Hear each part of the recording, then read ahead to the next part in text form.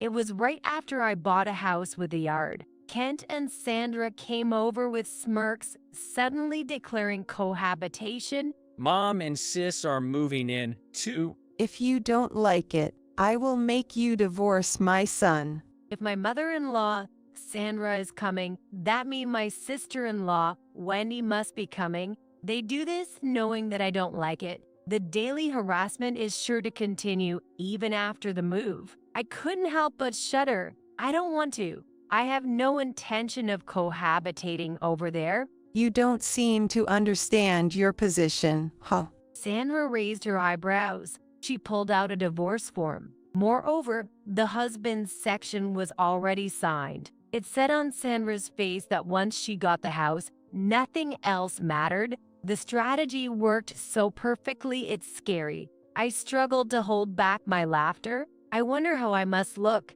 Trembling and bowing, Sandra looked triumphant. Quietly, I signed the divorce papers, packed my things, and left the dreaded in-laws house behind. Sandra made a harassing call on moving day. You've noticed? Sandra demanded to meet and talk. Just what I wanted? Let's meet and give them a piece of my mind face to face. I headed to the battlefield after meticulously preparing to discipline them. My name is Veronica. I work as an office worker at an advertising agency. It was the chief editor of the newspaper who introduced me to my husband, Kent. In my vulnerable position, I couldn't refuse the chief editor's offer. At the age of 29 at the time, after 6 months of dating, I succumbed to Kent's persistence and got married. I would curse myself for making the wrong decision at a crucial moment for a long time afterward. I think my mother-in-law, Sandra, intended to deceive me from the beginning.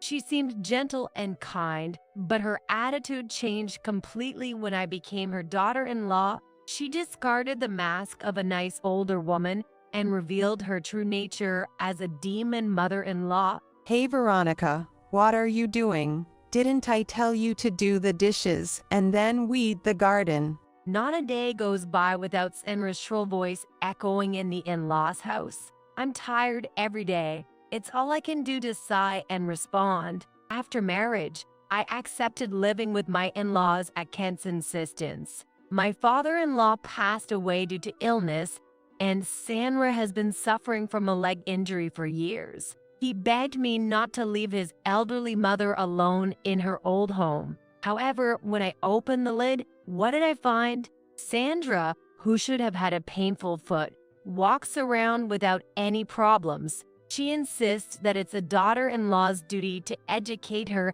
and treats me harshly every day. Ken stayed out of the mother-in-law's relationship. Even if I express my desire to live separately, he just makes excuses and avoids the issue. He's always under his mother's thumb, and he didn't protect me. Sorry, but my mother are kinda hot-headed. Don't just stand there laughing. Help me out.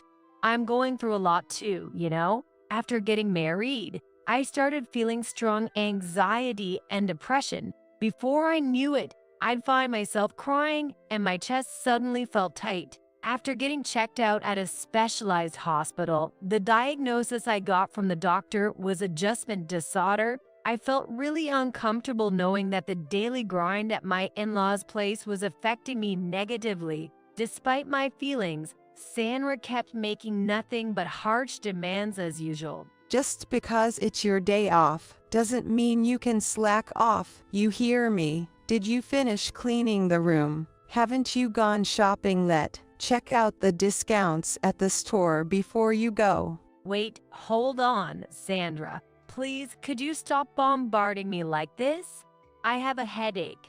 I'll get the cleaning and shopping done properly later. Don't be so spoiled. If you're told to do something, do it right away. You're my daughter-in-law. I wanted to retort that I'm not their housekeeper. One of Sandra's most frequent demands was related to the house itself. Clean the gutters, redo the wallpaper, fix the splintered beams. The in-laws' house is really old, and it's falling apart in various places. Every time the wind blows, it creaks and sways. Sandra keeps pushing Kent to hurry up and get a new house. First of all, this is a rental. We're getting it cheap from an acquaintance. Don't you want to try living freely in your own real home even once? Kent feels the same way, right? I do, but with my take-home pay, it's impossible. A home of our own is just a pipe dream. Sandra gets frustrated with her useless son. Of course, that irritation gets directed at me. Cook, clean, weed the garden, take her to the hospital. Despite me being exhausted from working full-time, she doesn't care one bit. It'd be weird if I didn't end up with an adjustment disorder with days like these. It was hard for me to bear every day. After living with my in-laws for half a year, a woman came along to make my already tough life even tougher. It was my sister-in-law, Wendy, who returned with her kids after getting divorced. Apparently, she got kicked out after being told, "I don't want to see your face anymore." Well, it's my fault. I neglected my kids and fooled around with my husband's boss. What's up with this woman's sense of ethics? Seeing my obvious discomfort, Wendy smirked. She looked just like Sandra and acted just like her, too. She didn't lift a finger to help with the housework and even made me clean her room. It can't be helped, right? I'm busy raising kids, you know. You wouldn't understand if you've never given birth. It's harder than it looks, you know. So, sis, help me out. Wendy doesn't have a job. She lounges around all day. Taking care of the kids is barely on her radar. She just sprawls out on the couch all day. Her behavior on weekends is especially egregious. She'd leave her young daughter with me and go play poker. Wendy used to be quite wild, and apparently she still hangs out with a rough crowd, sometimes drinking from noon. If only she'd help out a bit with the housework. But Wendy really does nothing. She would do anything to get money to play. And then something happened. One day, Wendy handed me a pouch, and I wondered what it could be. It's stuff like my dad's cufflinks, rings, vintage lighters, and such. What do you want me to do with these? Geez, you're clueless. Sell them off.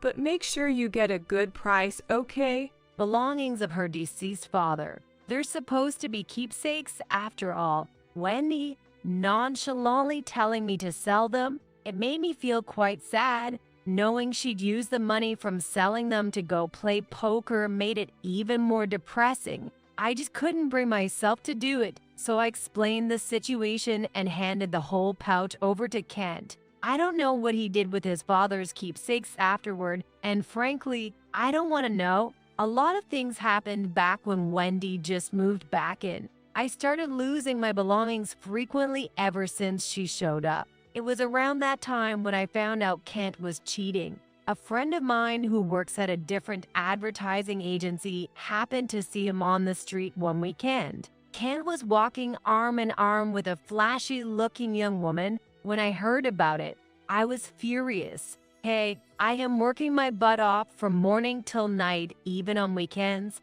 and you're out having fun with a young girl? Unbelievable. It's cheating, right? Who is she? Where is she from? Tell me honestly. Wait, it's not cheating. She's just a prostitute. And is that okay? A married man like you shouldn't be going to places like that. Wendy was laughing uproariously as she watched our exchange. Sandra seemed visibly exasperated but didn't lay into Kent too hard. According to Sandra's standards, Kent going to those kinds of places is because his wife isn't devoted enough. Don't make a fuss. You're at fault here. As the wife, if you were more devoted to Kent, this wouldn't happen, you know. I don't think so. It's a bit too unreasonable. Well, that's just how it is in this household. Besides, going to places like that or cheating, it's like a man's way of proving himself. You know, a wife's duty is to forgive it with a big heart. You're a terrible wife. My standards seemed like her nonsense. Allowed cheating and going to a brothel. No way. My frustration only grew. I couldn't just sit idle by like this. To somehow change this unpleasant situation, I decided to take proactive steps. Even after that, Sandra and Wendy remained the same as ever. Day after day, They treated me like a servant. They'd lounge around on the couch or the floor, and when they got hungry, they'd snap at me. Hey, why isn't lunch ready yet? It's already noon, you know. Hurry up. Seriously, sis, you're so slow. Well then, why don't you make it yourselves? I'm constantly busy doing yard work, hanging out laundry, shopping. I don't even have time to rest. Don't talk back like that. You remember your place as a daughter-in-law. I wasn't even allowed to voice my opinion. Frankly, it was getting tiresome. I just wanted to divorce. But if things were that easy, I wouldn't have struggled like this. Kent was introduced to me by the chief editor at the newspaper where I work. I was asked by my boss not to do anything that would damage his reputation. Infuriatingly, Sandra knew all about this and often brought it up. I felt completely trapped. Days of enduring seemed to stretch on endlessly. Then, one day, Kent's affair became undeniable. A friend from a rival advertising agency had obtained irrefutable evidence. The first stage of preparation is complete. I need to make the next move. It was about a month later. Wendy spread out a housing catalog on the dinner table. It was undoubtedly something I had kept in my bag. Check this out. Looks like Veronica is planning to buy a house. Hold on. Did you go through my bag? Why would you do something like that? Oh, just shut it. It's a bit rural, but not a bad house. Hey, Veronica, you gotta consult me about this kind of stuff, you know. The one I had my eye on was a detached house with a garden. As Sandra said, it's rural, but it's quite a good property. Truth be told, I've been to the site several times and met with a real estate agent. When I honestly disclosed this, the three of them got even more interested. What? Wait, is the conversation already at that point? Are you seriously buying it? It's cheap, spacious, not bad. Huh, Kent, you need guts, man. Oh man, but a detached house with a garden, huh? It's a tough decision. If you're gonna be the master of your own kingdom, I will support you. I'll even chip in a bit. Aren't you going to leave this house with Veronica? Without me having to do anything, Sandra goaded Kent on. What a shameless way to put it, as if she's planning to let me go that easily. When I asked about whose name the house would be under if we bought it, Kent furrowed his brow. I'm the head of the household, ain't I? It'll be in my name, obviously. So, does that mean we can proceed? Are you planning to buy this house and move out together? Yay, got it. I'm a man. I'll buy that house. Let's move this along, all right. Kent finally said firmly. Sandra and Wendy both praised his decision, but I didn't miss it when the two of them exchanged glances and laughed. A few days later, we purchased the detached house with a garden in the countryside as planned, just like that. Kent and Sandra came over with smirks, suddenly declaring cohabitation. Mom and sis are moving in, too. But the plan was for me to move out with Kent, and just the two of us live here. After thinking it over, we've decided to live together after all. You wouldn't say no, right? If you do, I will make you divorce my son. Wonder what your boss would say. There it was. What a sneaky move. If Sandra's coming, there's no way Wendy wouldn't tag along. Thinking about the harassment that was sure to continue even at the new place, I shuddered. Absolutely not. I have absolutely no intention of living with them over there. What are you saying? Seems like you don't understand your position. Sandra raised her eyebrows. Her expression was angry. With veins bulging on her temples, she pulled out a divorce paper, and the husband's section was already signed. It said that once she got the house, nothing else mattered. If you absolutely hate it, then sign here. Come on. Yeah, fine, I'll sign it. I'll go through with the divorce. I've had enough. Wait, Veronica, are you sure about this? Kent, leave her alone. Living with such a useless, cheeky woman just pisses me off. If you were younger, you'd find a new wife in no time. What a horrible way to talk. I calmly signed the divorce papers. Sandra was triumphantly victorious. Without even knowing how I felt, the strategy worked so perfectly it was scary. I struggled to hold back my laughter. A few days after I moved into my new apartment, Sandra called me incessantly on my phone. When I checked the calendar, it was exactly as I suspected. Today was their moving day. Have you realized? The ringtone wouldn't stop, relentless, just like Sandra. Even if I ignored it, she kept calling over and over. Since she was so persistent, I reluctantly answered the call. Sandra started shouting without even greeting me. Hey, you, how dare you do this to us? How could you let us buy such a property? Long time no see, Sandra. Please calm down. What are you even talking about? I don't quite understand what you're saying. Don't play dumb. I'm talking about this house. You knew it was a defective property when you bought it, didn't you? That's obvious. She was right. There were problems with the house I chose. The ground itself was weak, and the land often subsided. Even if it was a new construction, within a few years, doors and sliding doors might not close properly. It seems that there's a coal mining tunnel running nearby, causing trouble. However, for the locals, that's common knowledge. They build houses on stable ground. The only ones troubled by it are naive newcomers who come without knowing anything about it. This time, I trapped those three using a house with such problems. It was tough to find a defective house at an affordable price, even with the real estate agent's help. Of course, I intentionally orchestrated Wendy stealing the real estate catalog from my bag. She easily caught her eye and purposely left her bag in an easy-to-steal position. Unaware, they fell right into the trap and moved out, just as planned. It was tough to hold back laughter while signing the divorce papers. I wanted to spill everything, but it wasn't possible. I played dumb. A defective home. That can't be right. Are you sure there's not some mistake? What's with that tone? So condescending. Anyway, come over here for a moment. No thanks. Honestly, I don't ever want to see you guys again. What did you say? I have no desire to meet that monster family who doesn't understand common sense. I told them I wouldn't even if they paid me. In place of Sandra, who clicked her tongue, Kent stepped in. Hey Veronica, please, just consider my feelings a bit, will you? I will return those words to you. Have you ever considered my feelings even a little? I've been isolated all this time. I'm sorry, I apologize. Hey, where are you moving to? I won't tell you. If you were to come barging in, I'd have to move again. Anyway, I want to cut ties with you guys. The discussion remained at a standstill. Eventually, Sandra and the others started saying even more self-centered things.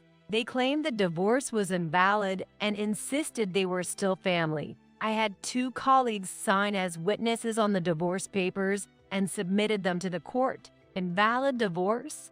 There's no way. How unreasonable can these people get? Anyway, let's just meet and talk once. We can't leave things like this, right? I'm asking you too, Veronica. Just once, okay? Let's settle this once and for all. No matter what, even if I declined Sandra and Kent's request to meet and talk, they would surely call me again. Well, if it comes to this, I have no choice. I'll meet them and settle things my way. Fine, I'll do it. I'll meet you just once. Thank you, I appreciate it. But I'll be the one to choose the time and place, okay? I wouldn't want to be ambushed or followed. If I don't get the upper hand, the next one is terrifying. After thorough preparation, I called the 3 of them to a certain cafe. I arrived at the designated cafe 20 minutes late. Sandra and Wendy, who were kept waiting by me, were already fuming.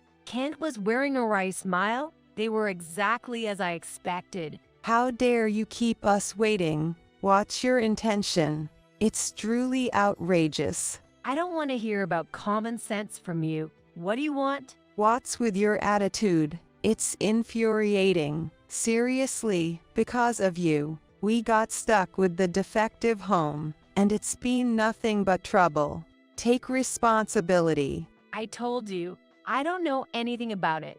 It was your idea to move in together, wasn't it? Sandra faltered. Seems like she couldn't deny that. She and Wendy jumped into that defective home voluntarily. Their previous residence was apparently undergoing renovations by the owner, so aside from that defective home, they had nowhere else to go. If your demands are over, then it's my turn to speak. Sandra, I'm going to sue you for damages. I'll file a complaint. Be prepared. What? Damages? Complaint? Why would you do that? I don't understand. What did I do to you? You mentally tormented me until I developed an adjustment disorder. I showed them a copy of the diagnosis I got from the hospital. The three of them stared at it intently. Sandra's eyes were particularly round. She probably never even imagined that I had been seeing a psychiatrist. You never once thought about how much your hurtful words were affecting me, did you?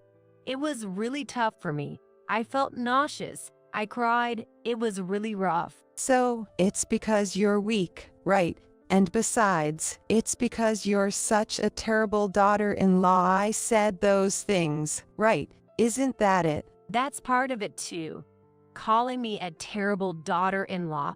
You said it so many times, but that falls under defamation. You could get up to a year in prison or a fine of up to $3,000, you know? That's way over the top. What's over the top about it? Sandra doesn't understand a thing. She doesn't realize how sinful her actions have been, how bad it is to torment someone with hurtful words. You've also done things that could be subject to criminal penalties. Sandra, you threatened me multiple times, saying you'd tell my boss about the divorce, didn't you? That falls under coercion. Hey, do you have to make everything so dramatic? It's not dramatic at all. By the way, the statutory penalty for coercion is up to 2 years in prison or a fine of up to $3,000. I won't back down, okay? Hold on a second. Wendy interjected. Her gaze at me was sharper than usual. She had a face like a former delinquent. It was an expression that said she wouldn't be intimidated by such threats. What's with all this talk? You've been taking advantage of my mom's ignorance and scaring her, haven't you? Do you have any evidence that she insulted you or threatened you? I do have evidence. I've been recording everything. Recording? Yes, I've been keeping the voice memo on my phone running the whole time. Ever since I've been staying at my former in-laws, there's quite a bit of audio saved. I've even extracted the parts where Sandra showered me with verbal abuse. If I submit that as evidence, there's no doubt defamation and coercion will be established. Did you think I was just going to take everything lying down? It's not just Sandra. Wendy, it applies to you too. You'll likely be held accountable. Why me? What did I do? What are you talking about? Why don't you think about it for a moment? Did you commit a crime?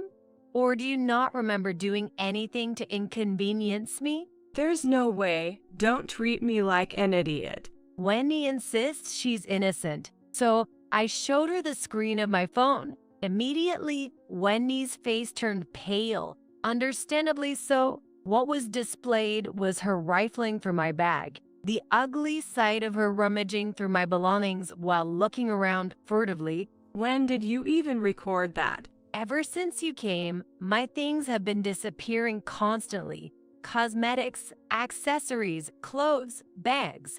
So I set up hidden cameras. The worst. What do you think you're doing? Acting on your own like that, as my sister-in-law. I can't believe it.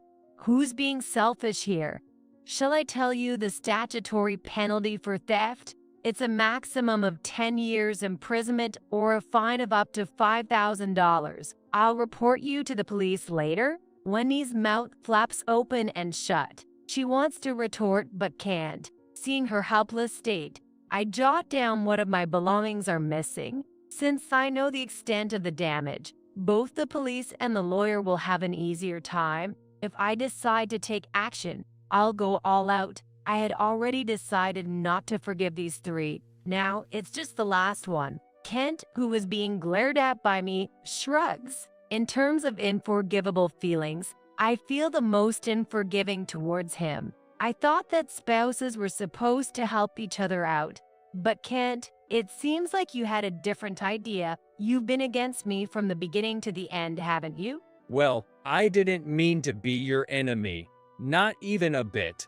Believe me, even today, I was trying my best to mediate. Sure, enough with the lies. I don't need your mediation. Kent is a cowardly bat-like guy. He always sides with the stronger party, just like he's been on Sandra and Wendy's side all along. Even now, he's trying to somehow get on my good side and get himself off the hook. If he were a bit more decent, maybe I would have continued the marriage. Maybe I would have lived with just the two of us in a different place. It seems like the name of your mistress is stepmothers. How do you know? How do I know? Because I had someone look it up.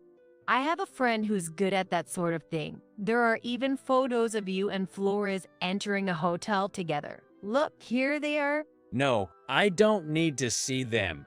Don't show me. Kent panicked as I tried to show him the screen of my smartphone. He probably didn't want his mother and sister to see them in the act of cheating. It wouldn't have mattered anyway. When it comes to morals and ethics, all three of them are long gone. They're all cut from the same cloth.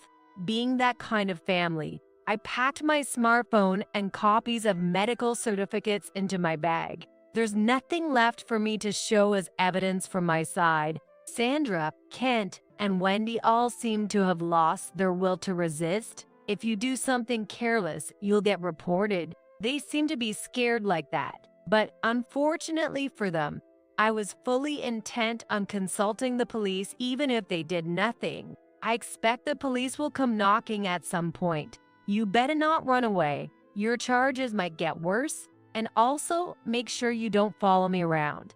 Got it? Veronica, don't say such cold things. We were married until just the other day, weren't we? Yes, we were. Honestly, I think our marriage was a huge mistake. I feel relieved that we're not husband and wife anymore. If you decide to pursue me, be prepared to face the consequences. Don't ambush me in front of my workplace. Don't contact me unless it's absolutely necessary. I made a few simple promises with the three of them and left the cafe. Even after I left the store, the three of them remained dejected with their heads hung low. Some things are better left unsaid. Kent's divorce story quickly spread around his company. The reason, which was his cheating and bullying of his wife, spread along with it. As a matter of fact, Kent was treated quite coldly within the company. After all, the one who mediated for him was the head of a newspaper company with which they had business dealings. It was only natural that Kent, who had damaged their trust, would be viewed with suspicion. He probably couldn't stand it anymore. Kent eventually resigned. His attempts at finding a new job didn't go well, and he started having tension with his mother and sister. It was about a year after our divorce when he showed up in front of me again. I was stopped on my way home from work, and when I turned around, there stood a disheveled man. Kent, I didn't recognize you. Yeah, I guess. I've been told I look different lately. He seemed to be going through a lot recently. Understandable, considering Sandra, Wendy, and him, they were all convicted and fined. I claimed compensation from Kent. They must be in a really tough spot financially now. They still have to pay off the mortgage on their defective house, so it must be quite challenging. How's your mom and Wendy doing? They're alive. Barely. They are working now. They always say they want their old life back. You mean the life where they relied on me and you to make ends meet? Sounds like they haven't changed much. Like parasites. Cutting ties with them was definitely the right move, I think. I expected him to say something back, but he didn't. Ken sighed heavily and sincerely apologized to me. I've been truly awful all this time. I deeply regret it from the bottom of my heart. I was a fool. Veronica was right. I should have been on your side all along. I think I was lost. You know, your family has been messed up from the start. Don't say such cold things. Please, let's live together again. I'm serious this time. You're the only one for me. Oh, how unfortunate. I already have someone else in my life, and it's not you. Even if I didn't have a partner, I'd never want to start over with you again. When I said that firmly, Kent collapsed to his knees right then and there, but a performance to gain sympathy wouldn't work now. If I were a bit less mature, I might have spat in his face right then and there, leaving Kent as he was. I made my way home. He never contacted me after that. I got that information from the real estate agent I had dealt with. Sandra, Kent, and Wendy's lives apparently took a turn for the worse after that. They blamed each other for their impoverished lives, souring their relationship further. They were yelling and breaking glass almost every night from inside the house, insulting each other, tormenting each other, and yet unable to leave each other. It's nothing short of hell. They're so ostracized in the neighborhood that no one wants to associate with them. Soon they'll probably let go of the unsellable house for next to nothing and end up in debt, wandering the streets. I can vividly picture the miserable sight of the three of them huddling together under the cold sky. Someday, I'd like to see them with my own eyes, the rock bottom they've reached. As for me, I'm living happily ever after, as if it were a lie. It's all thanks to my new partner. He's a successful salesman at a major trading company, a mature man with a gentle personality who respects the values of others. He is a divorcee like me. We plan to have a modest wedding ceremony soon. In my first marriage, I suffered immensely. Even now, sometimes I feel like crying when I remember those difficult times. But even then, when I quietly snuggle up to him, my heart warms up right away. This is where I belong. I took the long way around, but I finally made it. I feel that way because of the tough times I've been through. I believe I can be kinder to others from now on. I want to live positively and brightly based on my experience. That's how I feel these days.